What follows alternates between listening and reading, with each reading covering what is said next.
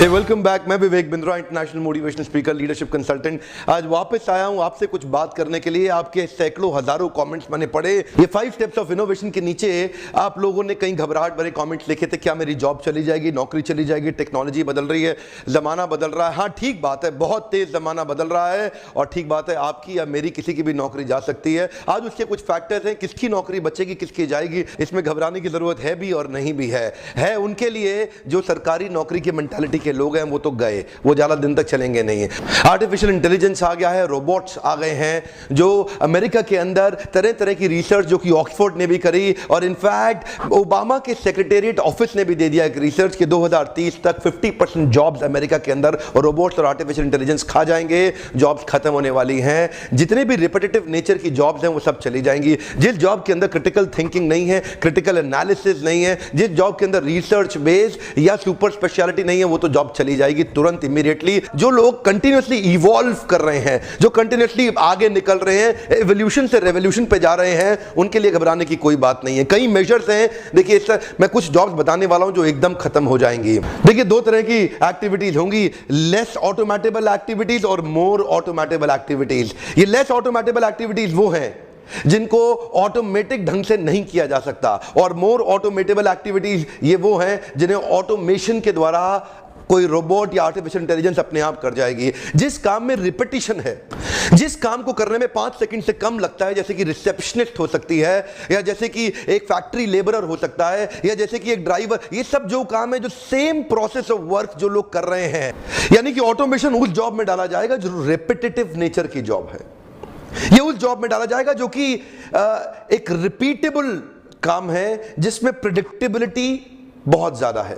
तो artificial intelligence के साथ कोडिंग करके, रोबोट्स लेकर के उसका ऑटोमेशन करना इतना आसान हो जाएगा। यही वो एरिया है जहां पे बहुत सारी जॉब्स चली जाएंगी। आपको लगा ये चिंता की बात है, हो सकता है चिंता की बात हो सकता है ना भी हो, लेकिन उनके लिए है जितने लोग सरकारी मेंटालिटी के लोग हैं, फिनिश्ड, इनका जब लंबा नहीं चलेगा। आज जो पढ़ाई हो रही है स्कूल कॉलेज के अंदर, 10 से 15 साल के बाद वो पढ़ाई ज्यादा काम नहीं आएगी। ह्यूमंस और कंप्यूटर्स के डायनामिक्स को जोड़ने वाले लोग ज्यादा सफल हो पाएंगे। हो सकता है ज्यादा सफलता मिले स्टेम में।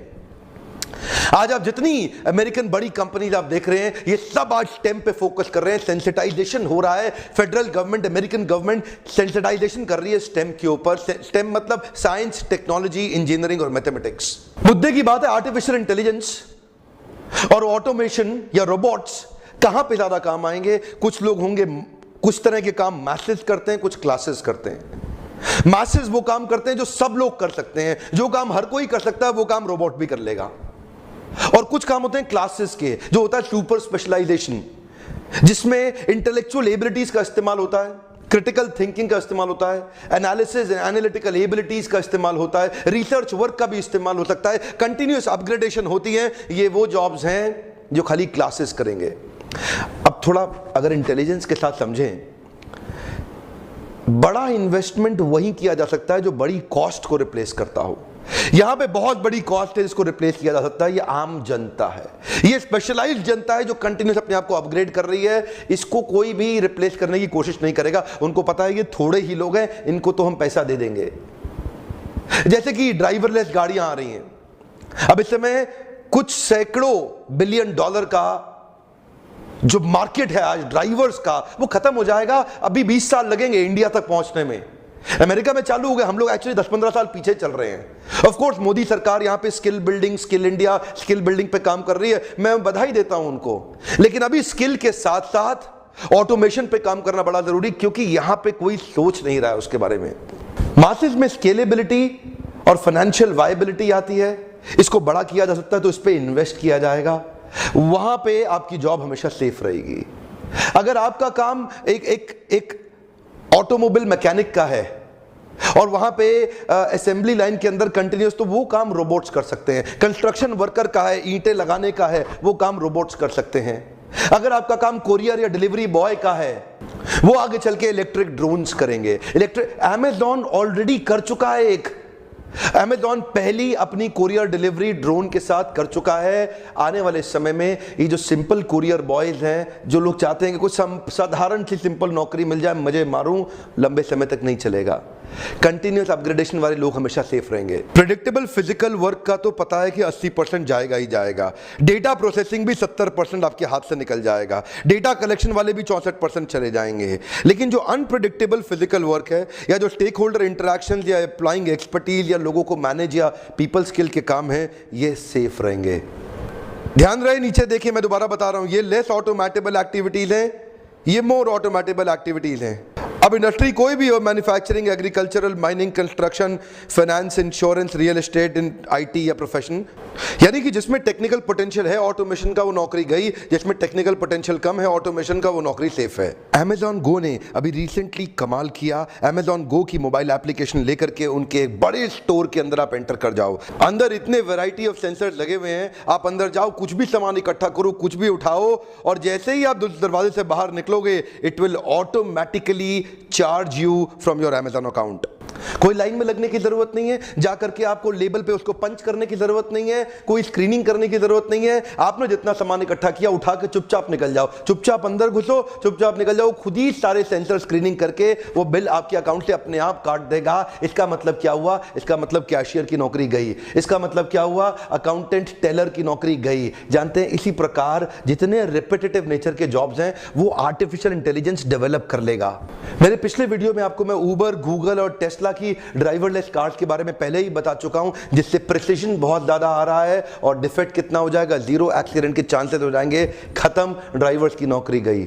इमेज को रिकॉग्नाइज करने के सॉफ्टवेयर और पैटर्न्स ऑलरेडी डेवलप किए जा चुके हैं। अब सिक्योरिटी गार्ड का काम क्या रह जाएगा? उसके बाद तो आर्टिफिशियल इंटेलिजेंस से रोबोट्स को प्रिपेयर करें और बहुत सारा पैसा बचाया जा सकता है। अब रोबोट को ना मंथली सैलरी नहीं देनी है, उसकी खाली कुछ मेंटेनेंस होनी है, तो उसकी मेंटेनेंस जैसी कुछ नई जॉब्स आ जाएंगी। तो इसका मतलब क्या, जॉब्स खत्म नहीं होंगी पूरी तरह से, कुछ नई जॉब्स आ जाएंगी, उनको अपग्रेड करने की आ जाएंगी, उनको टेक्निकली मैनेज करने की कुछ जॉब्स आ जाएंगी। लेकिन ये जॉब्स कम होंगी, ये उन्हीं लोग की हैं जो कंटिन्यूअसली अपने आप को अपग्रेड कर रहे हैं। अकाउंटेंट की, एक टेलर की या डेटा एनालिसिस की, आर्टिफिशियल इंटेलिजेंस में ब्लैक बॉक्स के अंदर परम्यूटेशन कॉम्बिनेशंस को जोड़ के उसके अंदर आप बहुत बड़ा millions and billions of data डाल दो, वो फट फट फट उसको एनालाइज करेगा, प्रेडिक्ट करके डिसीजन लेने की क्षमता होगी। तो अकाउंटेंट की, टेलर की, इन सब की जॉब्स जाएगी। एक रूटीन सर्जन, एक ऐसा डॉक्टर जो अपने आप को इंप्रूव नहीं कर रहा, उसके लिए ऑलरेडी सर्जरीज के लिए हम रोबोट्स का अरेंजमेंट और यूजेज बहुत समय से चल ही रहा है। ज्यादा दूर मत जाइए, 7.5 लाख रोबोटिक सर्जरीज ऑलरेडी हो चुकी है। आज 2017 में बता रहा हूं आपको। टोटल 702 तरह की जॉब्स हैं, पर उनका नेचर एक जैसा ही है। अगर वो परम्यूटेशंस को नहीं कैलकुलेट कर पाते हैं, वो डिविएशंस नहीं निकाल पाते हैं, वो आर्टिकुलेशंस नहीं कर पाते, क्रिटिकल थिंकिंग नहीं है, जरूरत है वेरिएशन की, ऑल्टरेशन की, इनोवेशन की, मॉड्यूलेशन की या कंप्लीट ट्रांसम्यूटेशन की। कॉग्निटिव इंटेलिजेंस के साथ बचेगा व्यक्ति, रिसर्च क्रिटिकल थिंकिंग के साथ बचेगा। पहले मैंने सोचा था ये खाली बज़ वर्ड है, आर्टिफिशियल इंटेलिजेंस आएगा चला जाएगा, लेकिन ऐसा नहीं है, बड़ी प्रोफाउंड साइंस है ये। ध्यान से देखिए, फायदे नुकसान दोनों है। एक एरर फ्री सोसाइटी का सपना बनाया गया है। स्पीड ऑफ एग्जीक्यूशन बहुत तेज होगी, डिसीजंस बहुत तेज होंगे, ताकि लाइफ को आसान किया जाए और बड़े प्रोजेक्ट्स को कम समय में अचीव किया जाए।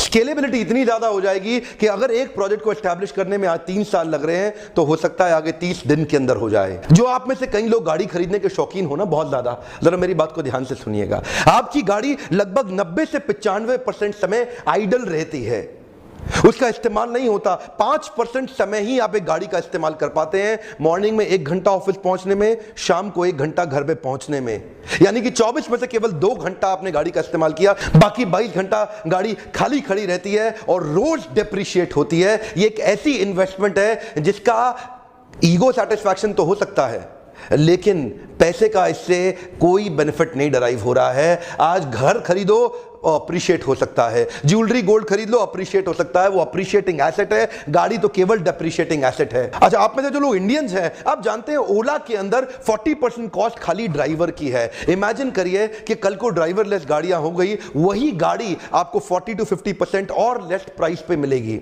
इमेजिन करिए अगर ड्राइवरलेस गाड़ियां हो गई, तो वही गाड़ी जिसकी आज ओला की कॉस्ट 40 to 50% ड्राइवर की है, वो 40% कॉस्ट, 50% कॉस्ट का बेनिफिट सीधा आपको जाता है। होगा क्या, आप में से कई लोग आने वाले 10 साल के बाद गाड़ी कभी नहीं खरीदेंगे। आपको लगता है आपको कन्वीनियंस है? नहीं, उस समय कन्वीनियंस इतनी ज्यादा होगी कि रात को 2 बजे भी आपको गाड़ी खट से मिलेगी। आपके इमोशंस और आपकी किसी और की नींद पे आपको निर्भर कभी नहीं होना पड़ेगा।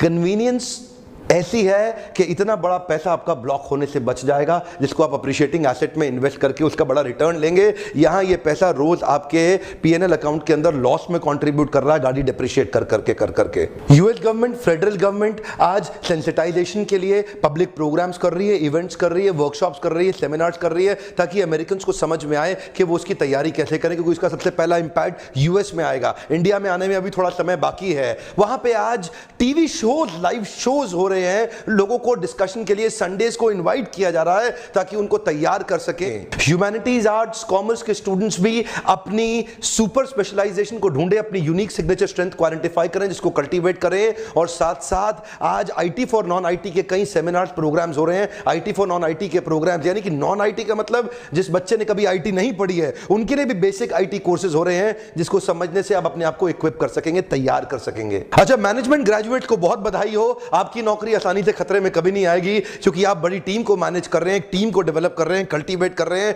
एक डिपार्टमेंट और डिवीजन को अगर आप मैनेजरियली लीड कर सकते हैं और आपके अंदर अगर लीडरशिप स्किल्स हैं, तो आपकी नौकरी कभी खतरे में नहीं आएगी।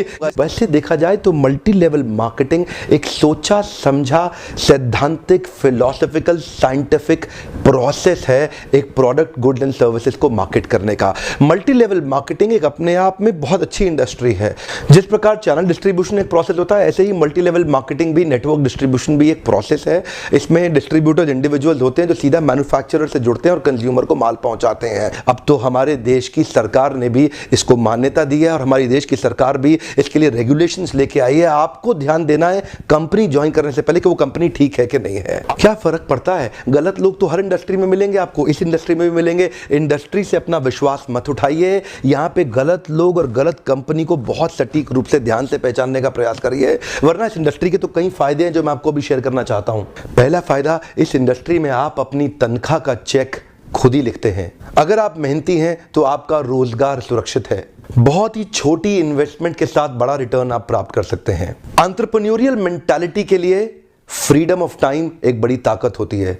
आप सीमित नहीं है एक गांव, शहर या राज्य तक, कहीं भी ट्रैवल करके ओपन मार्केट में किधर भी आप धंधा बिल्ड कर सकते हैं।